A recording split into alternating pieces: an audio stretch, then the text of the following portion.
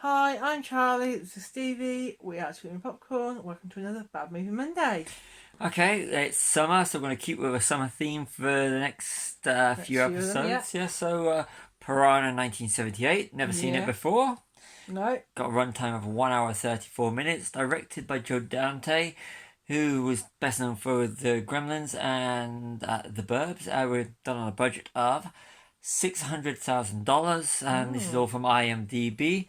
Yeah. Steven Spielberg describes this film as the best of the Jaws rip-offs, and Universal Studios attempted to sue New World for spoofing Jaws. However, Steven Spielberg saw the movie in advance and loved it. After that, Universal dropped the lawsuit. This one has one sequel, and it was Yeah. Piranha 2: The Spawning, which came in 1982. Sequel to that. This one, yeah. That one, yeah. And Piranha 2 was directed by James Cameron. Yes. So, what did you think? I actually really enjoyed the film. Yeah, it's first time watch for both of us, wasn't it? Yeah.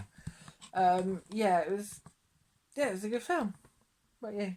Yeah, it's got that whole B movie creature feature Yeah. 1950s feel. It had at points it was feeling like the movie Them, but the military. Yeah. We are in spoiler territory for this one, so I think with Bad Movie Mondays we are on because they're all films that have been out for a while, or so it's going to be a. We're going to discuss the movie. We are going to discuss the movie. So back to it. Yeah, it had that kind of the military 1950s style feel. It did. Whereas Them was Ants, and this is Piranhas. Yes. So I felt it owed more to that, and the little claymation, stop motion, lizard at the start. And the fish that was interesting in the mad scientist lab. Yeah. So should we go through the next we've got? Yeah, we've got some. So we've got Roger Corman was the executive producer. Yeah, so that's New World, Out, So that's Roger Corman, may you rest in peace. Yeah. Start off a lot of people's careers. So. Yep. After the title credits, there's a girl. Well, it's what's her name? The female lead. Yeah. I've got it written down somewhere. No, I don't. The female lead in this. Yeah. So, if you're it's like 1 second. This is where we do this in one take up. Hey, give it here. Yeah, you see it. She didn't write it down. She can't even read her handwriting. But you didn't write it down. We'll just call to her as the female lead. Maggie. I did write it. You wrote it down. She can read. Yeah, Maggie is playing a Jaws video game. Yeah. So, which if I'm right in Jaws, they're playing. You see at one point they're playing like a shark attack video game. Yeah. So this is a nod to the movie. So that's definitely. That's really good. Yeah. Although I'm going to say this though, it's a Jaws rip-off, but we're talking this was 1978, then in 1980, and it came in Friday the 13th. The whole feel of around the lake and everything in the summer camp had very much a Friday the 13th movie. So if you're one of these people that don't realize you go on by it, they're ripping off.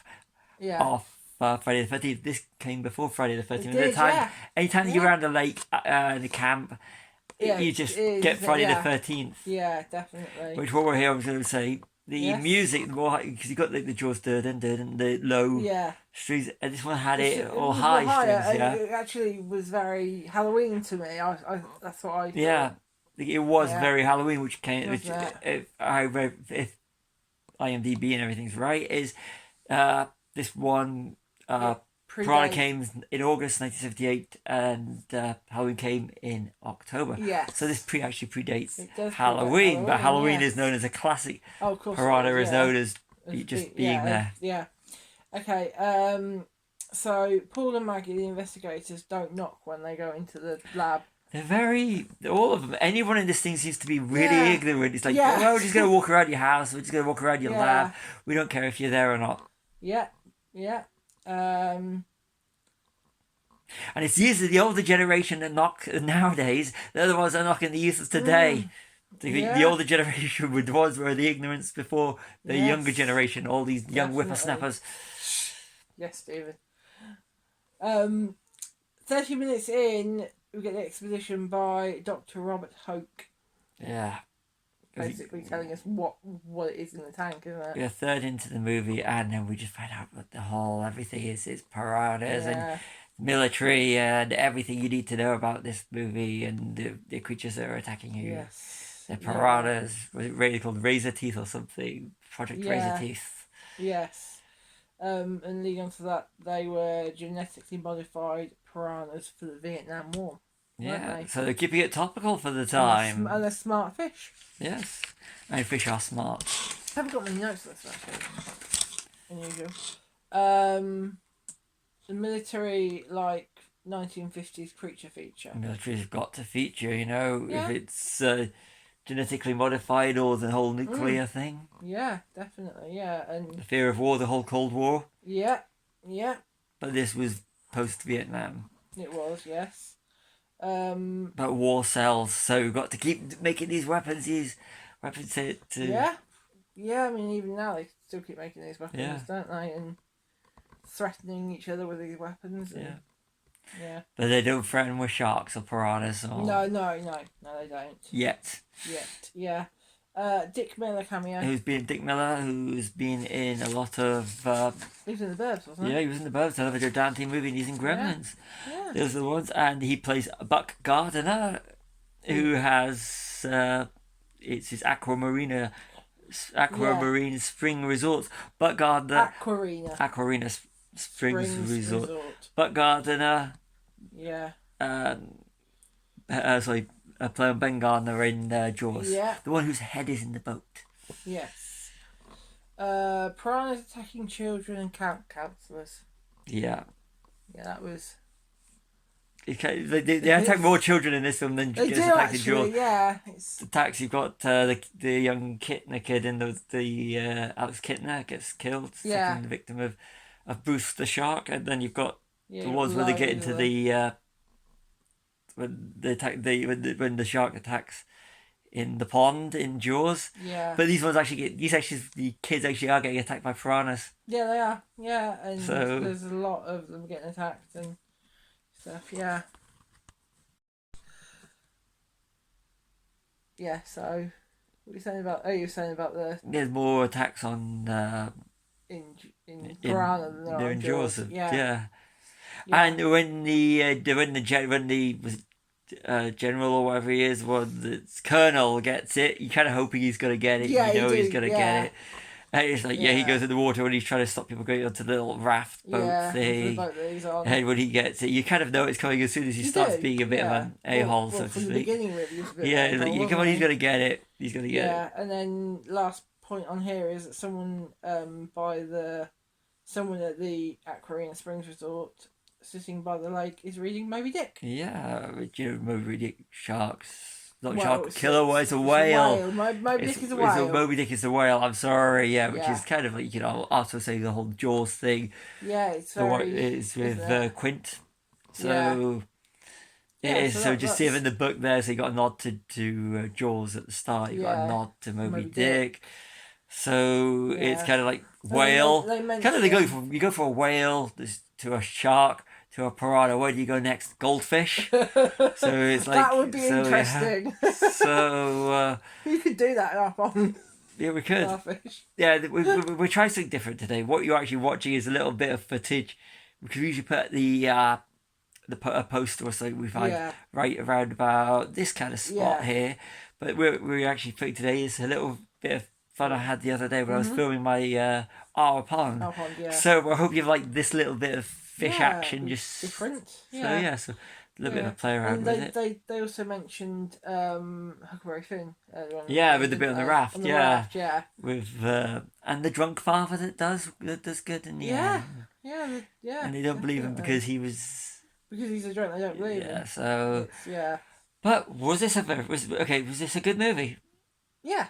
It was a fun B movie. It was fun. It was fun. B movie. Yeah, it's not like today's sort of movies that are just out for gore and stuff. I know there's a few bits of boobs, but it wasn't as gratuitous as in the Piranha 3D one. Yeah, Piranha 3D has a sequel, Piranha 3 Double D, which is basically boobs. Yeah, but this one was more... It was tamer, it was a B movie, it wasn't scary, but it was just... It wasn't laugh out loud funny, but it was just... It makes you smile. It's just good. Yeah, definitely. Check your brain out. Enjoy the movie for what it is. Yeah.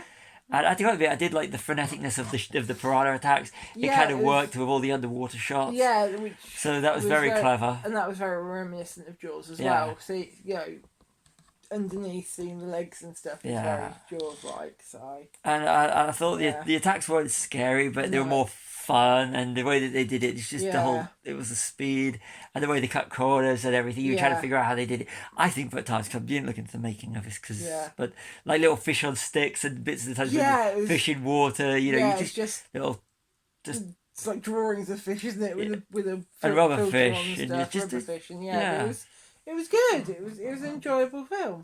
I like low budget filmmaking, especially that kind of B movie, and it really worked for me on a very good scale. So it's not a great movie. It's not a bad movie. It's just an enjoyable. But this is a bad movie. It is a bad movie, but so bad. It's not so bad as because it's just fun. So bad. It's enjoyable. Yeah, it's a B movie, and it's a good B movie.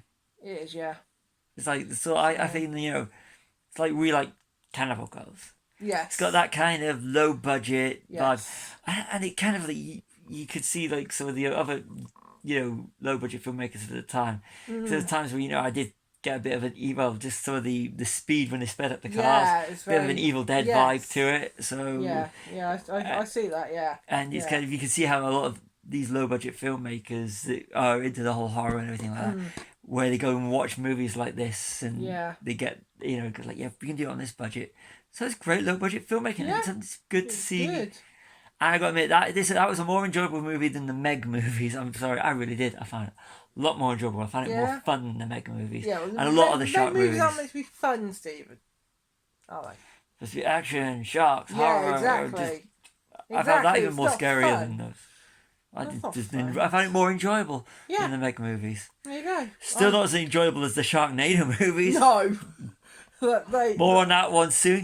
Subscribe to this channel because we are going to do a Sharknado movie. We are. But which one we're going to do? Ooh, we're not sure yet. We do. We've got it, but we've got it. We have got it. I like it. We might change our mind. It might change. This is actually supposed to be Piranha 3D. It was, yes. But we changed we'll do that as well, aren't we? At some point. It might not be till next year, but we'll do it at some point. We'll keep some movies for next summer. Yes. So definitely. I'll let you do the whole. I've been Charlie, it's been Stevie. We are Chicken and Popcorn. Like and subscribe.